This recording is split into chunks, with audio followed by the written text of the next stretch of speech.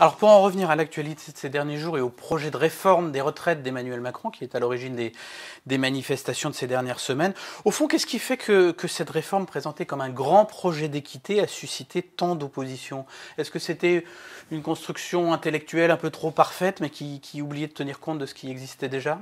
Alors je crois que c'était une construction intellectuelle, mais qui pour le coup était loin d'être parfaite, parce que c'est vrai que c'est un objet abstrait, mais qui n'a jamais été étudié. Donc il y a trois choses, je crois. D'abord, le fait que ça fait partie de l'improvisation du projet présidentiel d'Emmanuel Macron, qui n'a commencé à prendre corps que très vite, quand François Fillon, la candidature de François Fillon s'est décomposée.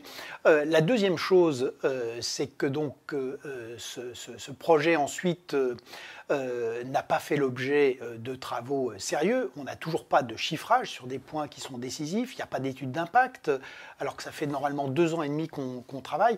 Et enfin, il y a eu une gestion qui restera un cas d'école de réformes mal conduites, c'est-à-dire pas de vraie pédagogie des citoyens. Tout le monde la plupart des Français de bonne volonté ne savent toujours pas quelles sont les bonnes raisons de faire ce régime universel par points. C'est la confusion, c'est le flou qui a généré ces oppositions? Oui, et puis il y a eu des déclarations extrêmement contradictoires, y compris du président de la République.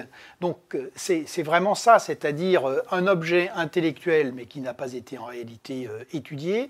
Ensuite, absence de pédagogie. Et enfin, pas de travail sérieux sur le coût. Et donc, si on n'a pas de travail sérieux sur le coût, très franchement, on ne peut pas avoir de débat public responsable, puisque littéralement, on ne sait pas de quoi on parle.